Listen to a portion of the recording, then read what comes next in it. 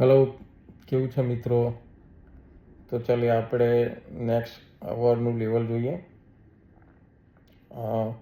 Bitcoin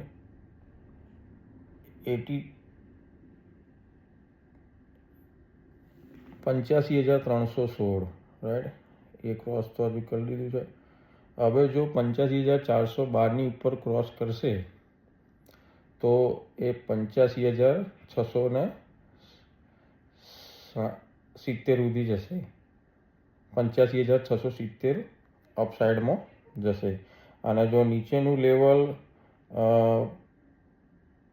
85,060, 85,060 જો cross કરશે તો નીચે ડાઉન સાઇડ 84,896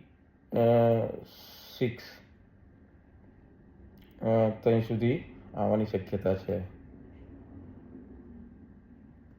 બસ, તો મિત્રો આટલું જ.